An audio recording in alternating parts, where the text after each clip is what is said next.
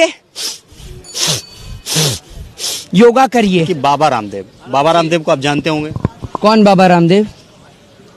मैं नहीं जानता। इतने बड़े बाबा हैं, इतनी बाबा बड़ी मैं नहीं कंपनी जानता। के बाबा ऑनर राम रहीम भी था, आसाराम भी था, बिजनेसमैन बोलिए ना, उनकी तो बात नहीं करें जो पतंजलि का जो प्रचार वगैरह करते हैं। जी। तो बिजनेसमैन बाबा रामदेव बोलिए ना, आपको दिक्कत क्या है? बिजनेसमैन रामदेव बोलिए, बाबा कहाँ से आ जाता है? हैं? पूजा पाठ कर रहे हैं, घर में आके आपके हवन कर रहे हैं, हैं? होंगे ना पूजा पाठ। काय का हवन कर रहे हैं? आपके घर में आप जब पैदा हुए थे आपका हवन उन्होंने पढ़ा था क्या? तभी आप बीजेपी के पत्रकार पैदा हुए हैं। कहाँ से बाबा हो गए? कल को अगर मैं मतलब जरा सा भगवा वस्त्र धारण कर लिया तो मोहित बाबा है ना? आप चिल्लाएंगे मोहित बाबा, बोलेंगे आप मुझे, हैं? भगवा वस्त्र का चलन चला हुआ है, तो आप क्यों नहीं पहन रहे? भगवा पहन के कुछ भी मतलब भगवा वस्त्र पहनने वाला हर एक बाबा हो गया। राम रहीम को भी तो आप लोग बाबा मानते थे और आसाराम को भी बाबा मानते थे, फिर क्या हुआ?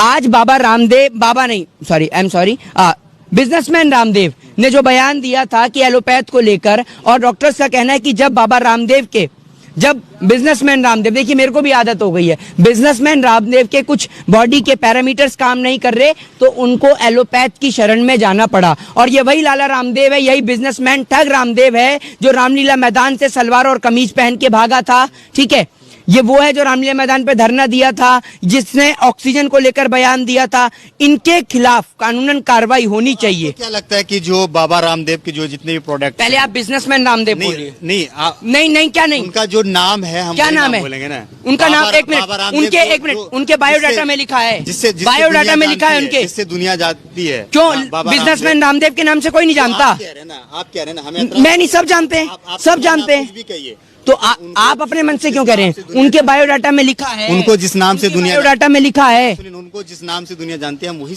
आप अगर उस नाम से कहेंगे तो मैं नहीं जानता और उसके ऊपर मैं कोई सवाल का आपको जवाब नहीं दे सकता। बाबा नहीं, पहले बिजनेसमैन,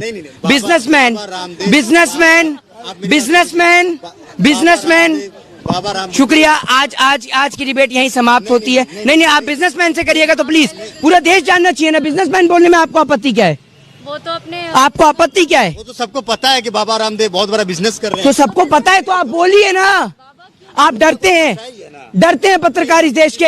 आप नहीं डरते तो बोलिए बिजनेसमैन रामदेव, बिजनेसमैन रामदेव, हम किसी से नहीं डरते। बिजनेसमैन रामदेव। अरे आप पहले चलिए एटलीस्ट ये बोल दीजिए पतंजलि वाले रामदेव बोल दीजिए, डर रहे हैं तो। पतंजलि वाले रामदेव। हाँ, बाबा मत बोलिएगा। हाँ, फिर बाबा बोला आपने, पहले आप पतंजलि के रामदेव को लेकर सवाल करिए। नहीं, आपसे मैं जो जिस नाम से दुनिया जानती है वही चीज आपसे सवाल। दुनिया उन्होंने सवाल सुन लिया। हाँ जी, ठीक है, मैं सुन रहा हूँ। अगर आप बाबा लगाएंगे तो मैं इंटरेस्ट करूंगा।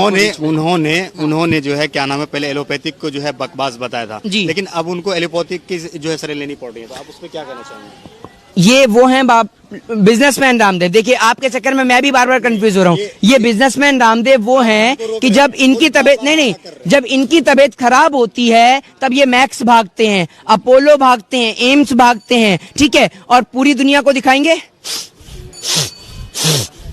योगा करिए। अरे ठीक है, योगा करते हैं हम भाई, योगा आपसे पूछ के करेंगे। आप योगा के ब्रांड एम्बेसडर हैं या आपसे पूछ के किया जाएगा, या जब आप पैदा हुए उसके बाद योगा शुरू हुआ है?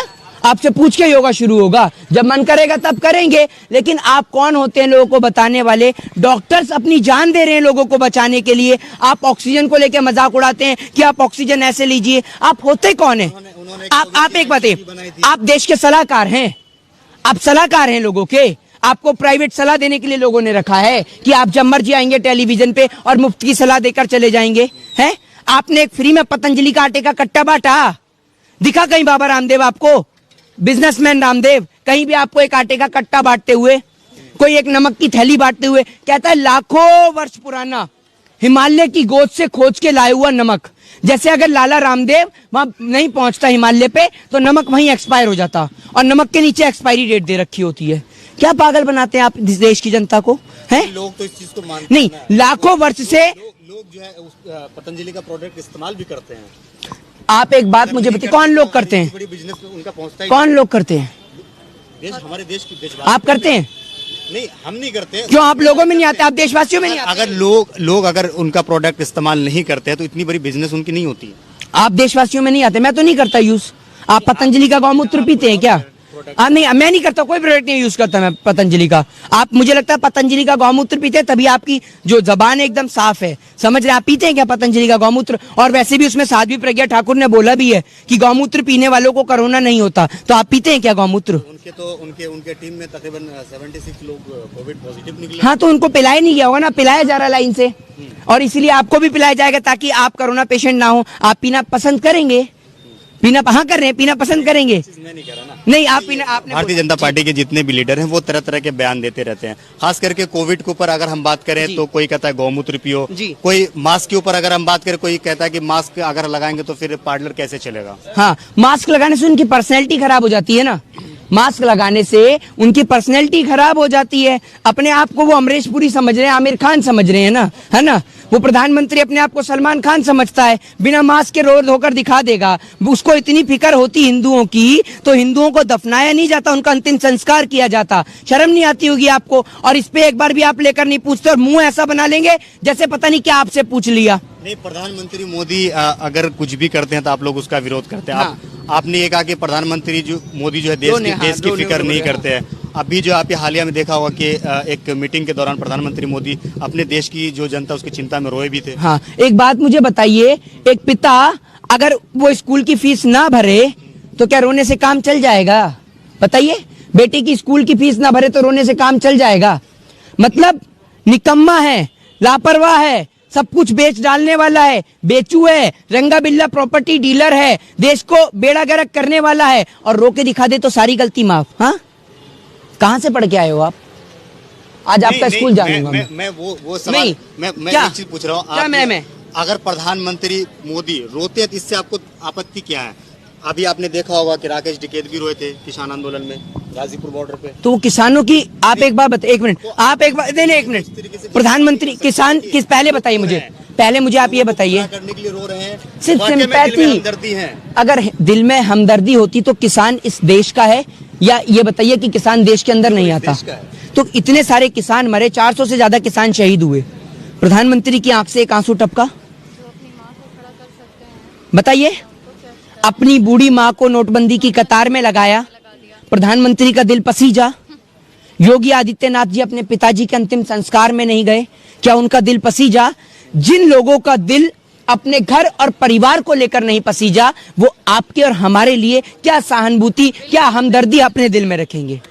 कई जो है विपक्ष के नेता जो है पहले ही भविष्यवाणी ये कर दी थी कि अभी आप देखिए कुछ दिन के बाद मोदी जी आएंगे टीवी पर, रो के आपको दिखा देंगे, आप लोग जो है उसमें ही फंस जाइएगा। हाँ, उनका यही ड्रामा है, लॉकडाउन में आएंगे। अभी मैं उनकी एक वीडियो देख रहा था कि भाइयों बहनों, मेरा एक सपना है कि अमेरिका भी हमारे देश में वीजा की लाइन में लगे, और पूरे देश को रोटी की लाइन में खड़ा कर दिया मोदी जी ने। ऐसे ऐसे झूठे झूठे सपने ये देश के लोगों को दिखाते हैं जो पूरे कभी नहीं हो सकते। शर्मा, मैं आपसे जानना चाहूंगा कि प्रधानमंत्री मोदी जो है वैसे रैली में तो मास्क लगाते नहीं है, बंगाल में भी आपने देखी होगी कि कई रैली में जो है उन्होंने मास्क नहीं लगाया था, लेकिन जब वो किसी बंद कमरे में मीटिंग करते थे तो मास्क लगाते थे। लेकिन जितना सुनिए, हाँ। एक बात मैं आपको बता दूं, जितना मुन्नी बदनाम नहीं हुई ना, उससे ज्यादा प्रधानमंत्री मोदी बदनाम होगा इस देश में। समझे आप? शिक्षा के नाम पे, स्वास्थ्य के नाम पे, बेरोजगारी के नाम पे, देश के अंदर स्वास्थ्य सेवाएं न प्रदान कराने के नाम पर, देश के अंदर युवाओं से रोजगार छीनने के नाम पर बदनामी तो हुए, और क्या हुए? लंबी लंबी बात तो कर रही है ना कि हम काम कर रहे हैं। लंबी लंबी बातें करने से मेडिसिन मिल रहे हैं, हॉस्पिटल्स हैं, वेंटिलेटर हैं, बेड हैं, सबकी बात। आप एक बात मुझे, लंबी बातें करने से सब काम हो जाता है? आपको मैं बोलूं मैं स्विट्जरलैंड से आया हूं, कल रात को मलेशिया निकल जाऊंगा। काम नहीं किया, आप ये कह रहे काम हाँ। 7 सालों में, तो फिर बंगाल में बीजेपी 80 सीटों पर क्यों पहुंच गई?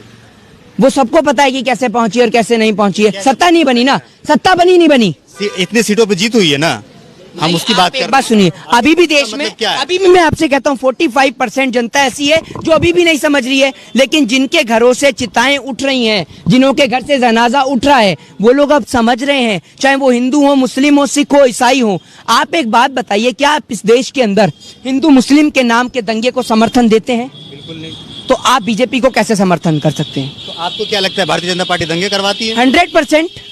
100%। इनके नेता बयान देते हैं मंदिर और मस्जिद के नाम पर, राम और रहीम के नाम पर, और इनके एक बयान के कारण पूरे देश में दंगे हो जाते हैं। और उस दंगों का जिम्मेदार कौन होता है? देश के नेता टेलीविजन पर दंगे ऐसे देखते हैं जैसे कोई क्रिकेट मैच लाइव चल रहा हो। इतने दंगे हुए बंगाल इलेक्शन के दौरान कि बीजेपी के कार्यकर्ताओं को मारा जा रहा है, वो मारा जा रहा है, ये जा रहा है। अब एक बात बताइए, सरकार बन गई, अब एक कार्यकर्ता नहीं मर रहा बीजेपी का, ऐसा क्यों? ऐसा क्यों? रीजन दीजिए, ऐसा क्यों? अब तो नहीं पिट रहा ना। अब तो एक मिनट सुनिए, अब बीजेपी की सरकार यहाँ पर नहीं बनी है, तृणमूल कांग्रेस की सरकार बंगाल में बनी हुई है। तो अब बताइए कि अब बीजेपी के नेता क्यों नहीं पिट रहे यहाँ पर, जबकि यहाँ पर बीजेपी की सरकार नहीं है? और बीजेपी के नेता वापस टीएमसी में क्यों आ रहे हैं? जो इनके नेता बयान दे रहे हैं बीजेपी के कि दीदी के बिना मैं नहीं रह सकता हूं, अब क्या है ये बताइए ना? क्योंकि उन्हें अपनी गलती का एहसास है, और जो अपने वतन से प्रेम करता है और जिसका जमीर जिंदा है और जिसके घर और परिवार के लोगों ने इस भारत माँ के खातिर, इस मुल्क के खातिर अपने प्राणों को न्योछावर किया है, वो हरगिज अपने भारत माँ को बिकने नहीं देगा। आप ये कहना चाह रहे हैं कि बीजेपी जो है हिंदू मुसलमान के अलावा उनके पास कोई मुद्दा कोई एजेंडा ही नहीं है। आप बताइए ना एक एजेंडा, बताइए मुझे एजेंडा, मैं उस एजेंडे को बताता हूँ, उसको मैं क्लियर करूंगा। बोले थे सबका साथ सबका विकास, कौन सा सबका साथ सबका सत्यानाश? 100 स्मार्ट सिटी लापता, 100 स्मार्ट सिटी लापता, 2 करोड़ रोजगार कहाँ गया? तो कर रहे, हम भी तो वादा कर रहे वादा तो उन्होंने जसोदा बहन से भी किया होगा, जो पूरा नहीं हुआ तो छोड़ना पड़ा। वादे की बात कर रहे हैं आप, बताइए ना। वादे आप एक बात है, झूठे वादा करना ठीक रहता है, लीगल है। अगर मैनिफेस्टो लीगल है तो बात करिए, है मैनिफेस्टो लीगल, आप उसके खिलाफ कानून कार्रवाई कर सकते हैं। कौन सी आईपीसी में दे रखा है मैनिफेस्टो को लीगल? बताइए कौन से आर्टिकल में मैनिफेस्टो को लीगल बता रखा है, बताइए ना आप मुझे। आप ये कह रहे हैं कि भारतीय जनता पार्टी जो है दंगे करवाती है, उनके जो लीडर हैं वो झूठ बोलते हैं। हाँ, ये मैं नहीं, देश की जनता कहती है, मैं नहीं करती है। लेकिन आप यूपी का इलेक्शन भी देख लीजिए, भारत का एक प्रमुख राजनीतिक दल है, क्योंकि वो एक अरे मैं नहीं, ये बंगाल की बात करूंगा, आप पढ़ लीजिए ना, भारत का एक प्रमुख राजनीतिक दल है। मैं रिसेंटली अभी बंगाल की बात करूं, 3 सीट से इतने सीटों पर भारतीय जनता पार्टी क्यों पहुंच गई?